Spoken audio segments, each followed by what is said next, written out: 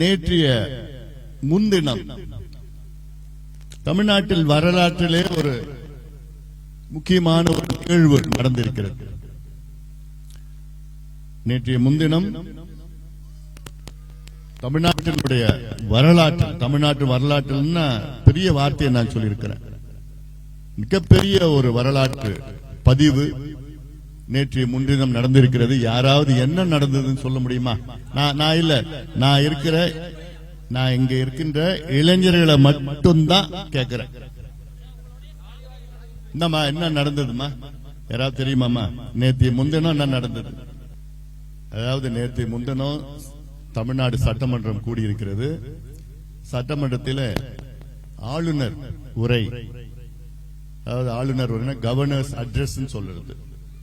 இது ஆளுநர் உரை என்பது ஒரு தமிழ்நாடு அரசினுடைய கொள்கை முடிவுகளை ஆளுநர் சொல்லுவார், தெரிவிப்பார். அப்படி அந்த ஆளுநர் உரையில ஒரு மிக முக்கிய அறிவிப்பு என்னன்னா, தமிழ்நாட்டில் விரைவில் சமூக நீதி கணக்கெடுப்பு என்கின்ற சாதிவாரி கணக்கெடுப்பை நடத்துவோம் என்று தமிழக அரசு அறிவித்திருக்கிறது. இது மிகப்பெரிய ஒரு அறிவிப்பு. இந்த அறிவிப்புக்காக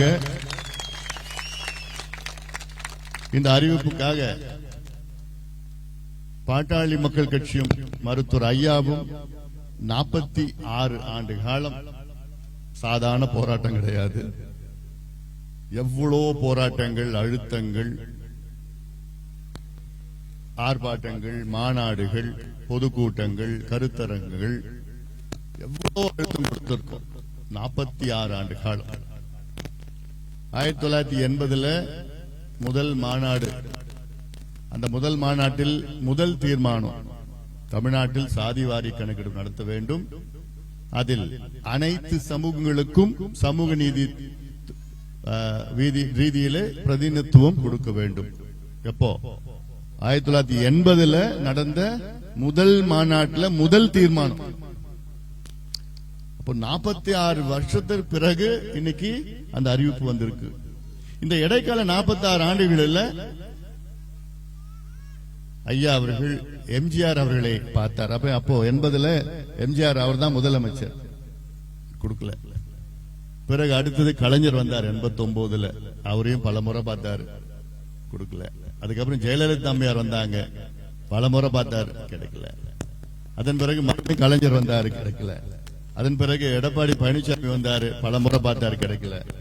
அப்புறம் ஸ்டாலின் வந்தாரு, 5 வருஷம் இருந்தாரு, பல முறை பார்த்தாரு, கிடைக்கல. இப்போ விஜய் அவர்கள் ஒரே மாதத்தில் அறிவிச்சிருக்காரு. அதாவது ஒரு மாதத்தில் ஆட்சிக்கு ஒரு மாதத்தில் நாம் ஒரு 2 வாரத்திற்கு முன்பு என் தலைமையில் அனைத்து கட்சி கூட்டத்தை ஒன்று கூட்டினேன் சென்னையில். இந்த கூட்டத்திற்கு தமிழ்நாட்டில் உள்ள 99 விழுக்காடு கட்சிகள் ஆதரவு அளித்தது.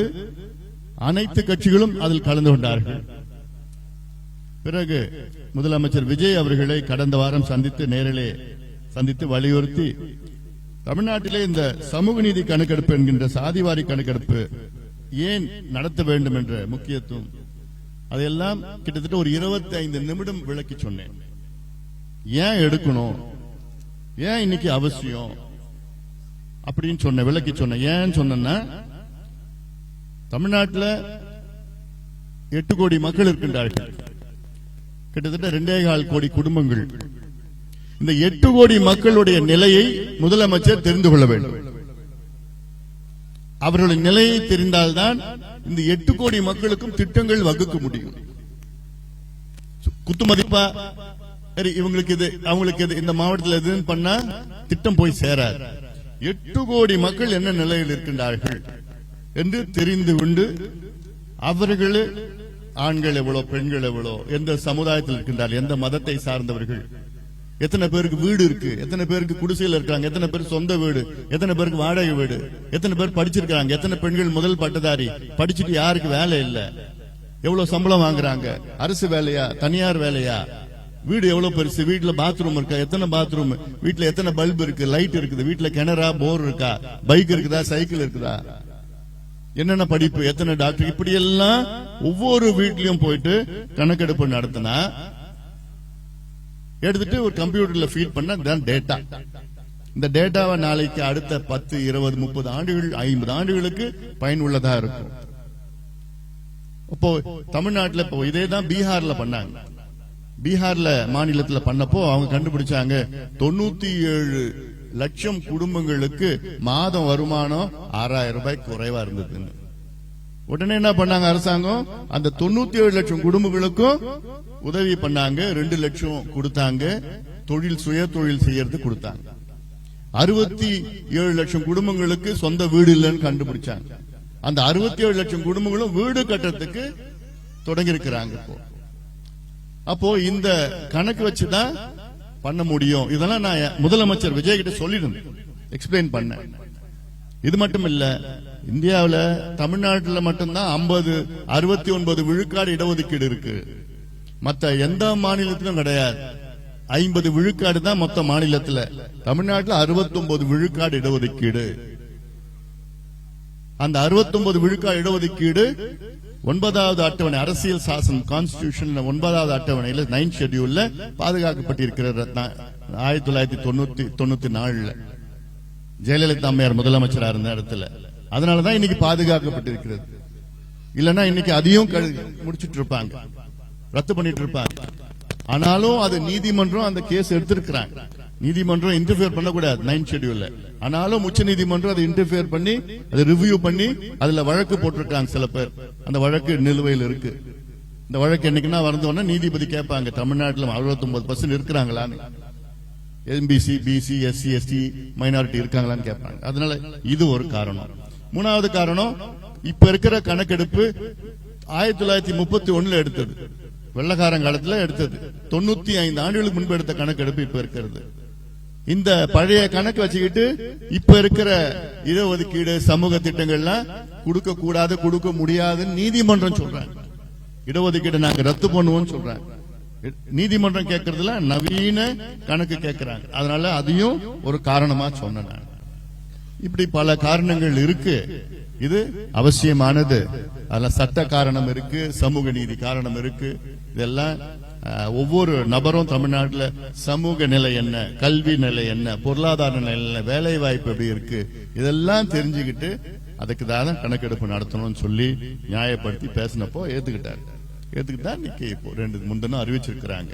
இது ஒரு மிகப்பெரிய ஒரு அறிவிப்பா நான் பாக்குறேன். ஏன்னா தமிழ்நாடு இன்னைக்கு வேகமா வளரும், முன்னேறும். இதை தொடர்ந்து வலியுறுத்தியது பாட்டாளி மக்கள் கட்சி. இந்த வெற்றி பாட்டாளி மக்கள் கட்சிக்கு இந்த வெற்றி இது. அதனால இதோட விளைவுகள்லாம் நம்ம பார்க்க போறோம். அதனால இதெல்லாம் ஒரு பக்கம் இருக்கு.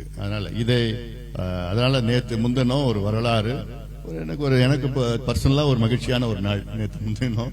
ஏன்னா இவ்வளோ கஷ்டப்பட்டு இவ்வளோ போராட்டம், எத்தனையோ கருத்தரங்கம் கடந்த 5 ஆண்டு காலத்துல எவ்வளோ கருத்தரங்கம், செமினார், மாநாடு, போராட்டம், ஆர்ப்பாட்டம், அழுத்தம். மதுரையில பண்ணோம், கோயம்புத்தூர்ல பண்ணோம், திருச்சியில பண்ணோம், சிதம்பரத்துல பண்ணோம், வேலூர்ல பண்ணோம், சென்னையில 3 போராட்டம் பண்ணோம், பெரிய மாநாட்டுல பண்ணோம். ஏன் போன வருஷம் மகாபலிபுரம் மாநாட்டில் இதுதான் இந்த கோரிக்கையை வச்சோம். கடந்த முதலமைச்சர் எத்தனையோ முறை பார்த்தோம். இப்போ அனைத்து கட்சி கூட்டத்தை நடத்தணும், முதலமைச்சர் எவ்வளோ பண்ணிருக்கோம். நம்ம மட்டும்தான் பண்ணது.